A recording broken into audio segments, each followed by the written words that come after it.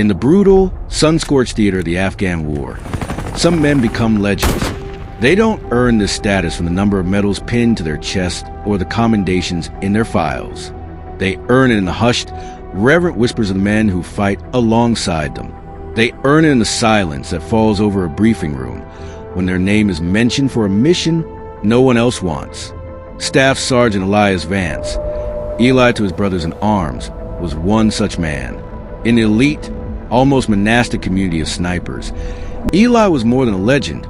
He was a ghost, a phantom with a rifle. New recruits spoke of him watching a fly crawl up a wall from 1,000 yards away. Veterans would tell you his pulse never rose above 60, even with bullets cracking the air past his head. His instructors at Fort Benning wrote that he possessed a unique, almost unsettling form of detachment. He didn't just eliminate targets. He was a surgeon of violence, excising threats with cold, emotionless precision. He was a perfect weapon. But every weapon, no matter how perfectly forged, has a breaking point. For Eli, that point was waiting for him, hidden in the blood-red dust and unnerving silence of the Korengal Valley. The soldiers had another name for it, the Valley of Death. It was a place that chewed up men and spat out bones. And it was there that Eli was sent to hunt another ghost. His target was a man who existed only as a whisper himself. Al-Qari, the scholar. The name was a chilling misnomer. This was no quiet academic. In the shadowy intelligence circles at Bagram Airfield, Al-Qari was spoken of as a grandmaster playing a lethal game of chess, and NATO soldiers were his pawns. He was an ideologue, a master strategist whose true weapon was his intellect. He never appeared on camera, never led a charge, never even held a rifle. As far as anyone knew, his presence was felt only in the chilling perfection of his ambushes, in the sophisticated, daisy-chained roadside bombs that seemed to anticipate every NATO movement, in the way local support for the coalition would evaporate from a village overnight. He was an unseen enemy, a phantom orchestrating death from the shadows. The mission, briefed to Eli in a sterile, windowless container, was simple on paper. Find and eliminate the man nobody had ever verifiably seen. All previous attempts to pin down Al-Qari have failed. Last month, Task Force Raptor moved on what they thought was his command post. They walked into a multi-stage IED ambush.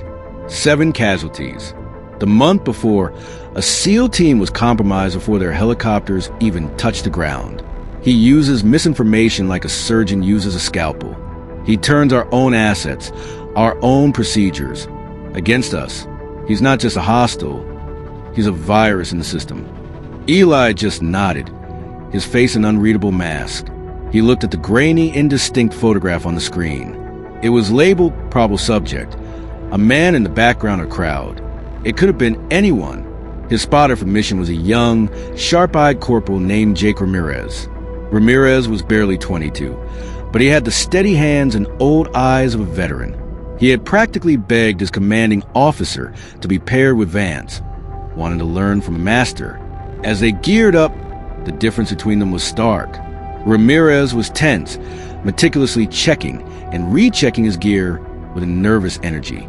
Eli moved with a slow, deliberate calm, his movements economical and certain. It was a calm before the storm. They say this Al-Qari can read minds, Sergeant, that he knows where you're going to be before you do. He's just a man, Ramirez, and every man makes mistakes. Our job is to be there when he makes his. Before leaving the wire, Eli pulled a worn photograph from his chest pocket. It was him and his wife, Sarah, smiling on a beach a world away. He looked at it for a long, silent moment, his thumb tracing her face. This was his ritual, the one crack in his detached armor. He was fighting to get back to her, to that world.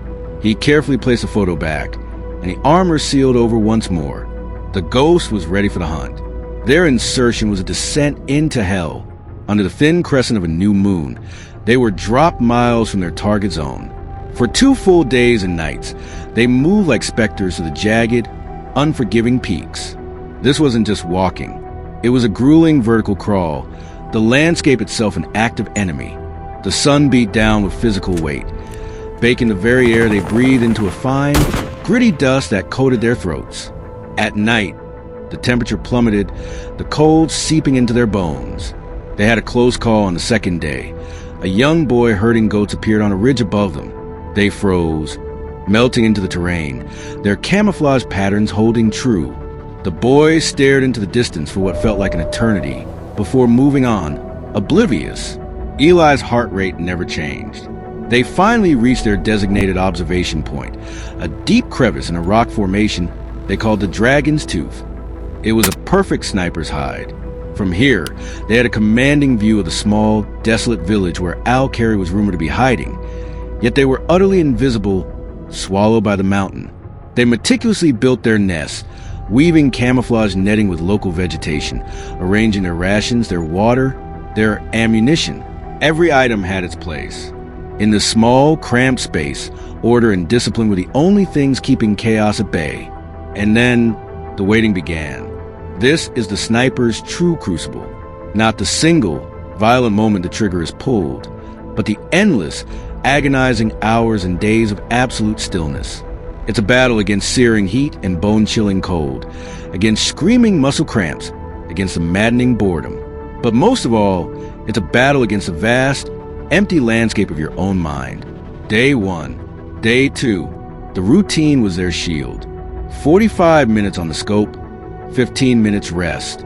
They spoke only in clipped whispers, communicating needs for water, for a fresh battery, for a shift change. The village below was quiet. Life moved at a crawl. Goats, women carrying water, old men sitting in the shade. Nothing. Anything, Eli? It's like watching paint dry if the paint was dust. He's patient, Ram. We have to be more patient. By the end of day 3, the first crack appeared. A shadow on the far side of the village seemed to detach itself from a wall and slink into an alleyway. It moved unnaturally fast. Did you see that? West side, by the well. Negative.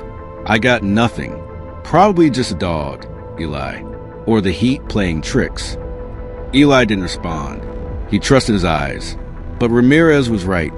The heat created shimmering mirages. He dismissed it. But the seed of uncertainty had been planted. That's when the sound started. It wasn't a noise from the outside. It began as a low-frequency vibration Eli felt in his chest, a hum that seemed to resonate with the rock around them. Slowly, it resolved into a sound. A faint, low, rhythmic chanting. It was formless, just on the edge of hearing. There, you hear that. Hear what, Sergeant? I swear, it's just the wind in these rocks. It makes weird noises. You need to get some sleep? Man, you've been on scope for hours. No, it's not the wind. It's a voice, chanting. Ramirez checked their comms gear. Nothing.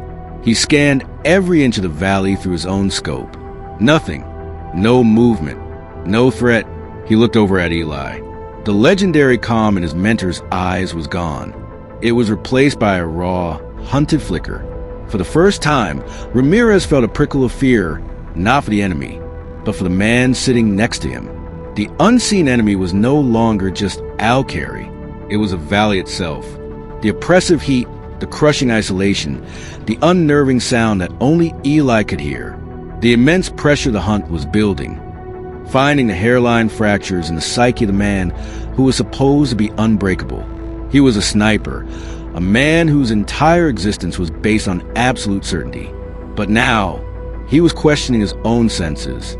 The ghost he was hunting was now actively haunting him. By day 5, the psychological toll was becoming physical. Eli wasn't sleeping. He barely ate. His movements became jerky. During one of his rest periods, Ramirez saw him staring blankly at the rock wall, his lips moving silently. He was starting to see things in the periphery. Flashes of faces from past missions, the wide, surprised eyes of men he'd killed in Fallujah, in Ramadi. The ghosts of his past had come to join the ghosts of his present. Eli talked to me. What's going on? I'm fine, Corporal. Focus on your sector. Do your job. The sharp reply was like a slap. Ramirez fell silent. He was no longer a student learning from the master. He was a caretaker, sitting beside a crumbling idol. On the morning of the 6th day, it happened. A single figure emerged from a dwelling in the center of the village. He was tall and lean, dressed in simple, clean robes, and he carried a leather-bound book. He walked calmly to the shade of a withered tree, sat down, and began to read. He matched Al-Qari's vague description perfectly. But more than that, there was an aura of command about him, of stillness, that made the air itself seem crackle. This was it, the culmination of months of intelligence, of 6 days of agonizing, mind-bending waiting. That's him. That has to be him. Eli, HVT is in the open. Target acquired. Do you have the shot? Eli was already settled. The stock of the rifle was snug in his shoulder, the crosshairs of his scope resting directly on the man's chest. His breathing slowed. His form was perfect. The training of a decade, the muscle memory of 1,000 kills, took over. But as he looked through the high-powered scope, the chanting in his head grew from a whisper to a roar. And then, the impossible happened, the moment that would shatter his world forever. The man in the village looked up from his book. He didn't just glance around. He looked directly up the mountain, his gaze sweeping past rocks and crevices until it stopped. He looked directly into the 20x magnification lens of Eli's scope. It was as if he was staring through the glass, through the miles of air, and directly into Eli's eye. A slow, knowing, almost pitying smile spread across his face. Time shattered. A mile away, through a powerful scope. It was impossible. A trick of the light. A hallucination. But it felt more real than a rifle in his hands. Was this Al-Qari's final, masterful act of psychological warfare? Or had his mind finally, irrevocably broken? Eli, what are you waiting for? He sees something. Take the shot. Eli, take the shot. A violent tremor ran through Eli's hand. The perfect machine was malfunctioning. He was hesitating. The man below stood up, closed his book with gentle snap, and began to walk calmly back toward the doorway. It was now or never. Snapping out his trance, driven by a desperate, primal instinct, Eli exhaled and squeezed the trigger. The target dropped. The mission was a success. The exfiltration that night was a nightmare. Eli was non-responsive, a shell. Ramirez had to guide him, half pulling him over the rocks, his eyes constantly scanning the darkness for the retribution he was sure was coming. Back at Bagram, they were hailed as heroes. Eli was recommended for a Silver Star. In the debriefing, he spoke in a monotone, giving the bare facts, leaving out the chanting, the impossible stare, the smile. His superior saw a successful result and chose not to see the broken state of their prize weapon. They celebrated the win, but the celebration felt obscene and alien to Eli. He felt nothing but a chilling, hollow emptiness. The chanting in his head had stopped, but the silence that replaced it was somehow louder and more terrifying.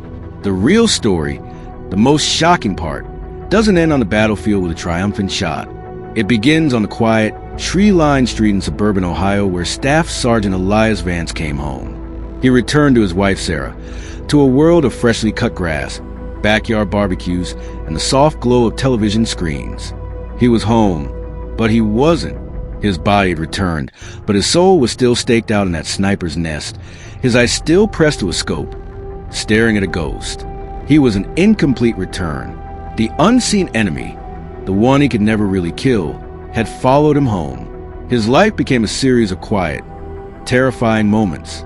He would be in a grocery store with Sarah, and the high-pitched beep of a scanner and the jostling of the crowd would suddenly trigger a flashback. The aisle would become a tight alleyway in Fallujah, every shopper a potential threat. He'd grab Sarah's arm, his knuckles white, whispering, "We're exposed. We need to find cover."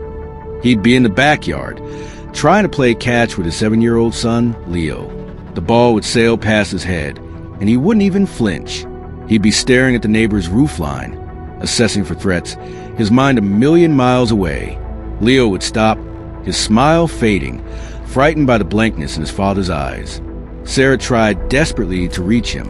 She'd find him sitting in the darkened living room at 3 a.m., just staring at the wall. "Eli? Honey, what is it? Talk to me. Please. You're here, but you're not." The chanting has stopped. The quiet is loud. "Did you lock the downstairs windows? I saw a car pass twice tonight. Same model. Dark sedan." He couldn't connect. His language was no longer the language of a husband and father. It was a language of threat assessment, of observation and detachment. He was a prisoner of the skills that had once made him a hero. His nights were filled with sweat-drenched terrors, the face with a knowing smile, the silent chanting, the blood-red dust of the valley. The final act took place one cool autumn evening. Sarah found him in the garage. The door was open, the smell of gun oil thick in the air. He had a civilian hunting rifle completely disassembled on a workbench, cleaning each piece with a meticulous, obsessive focus. The movements were precise, practiced, automatic. It was the only thing that seemed to calm him. Sarah stood at the doorway, her heart aching. She saw the man she married, but she also saw the hollowed-out stranger who had come back in his place. "Eli, honey, dinner's ready. I made your favorite." He stopped his work. He slowly, deliberately, began to reassemble the rifle. Click, clack. The sound was sharp and final in the quiet garage. Then he turned his head towards her. He turned not like a man hearing his wife, but like a predator sensing movement. His turn was slow, measured, as his eyes met hers. The world from his perspective blurred at the edges. Her voice sounded distant, distorted. The gentle evening light from the doorway seemed harsh, threatening, and in his eyes there was no recognition, no love. There was only the cold, empty, terrifying assessment of a man hunting a ghost in a valley 10,000 miles away. He was still there in the hide. He would always be there. He had pulled the trigger and killed a man, but the unseen enemy, the doubt, the fear, the ghost in his own mind, had won a total victory. He had returned home from the war, but he had left Elias Vance buried in the Valley of Death. All that came back was a sniper, a perfect weapon, now permanently aimed at his own peace, forever haunted by the enemy he could never truly see.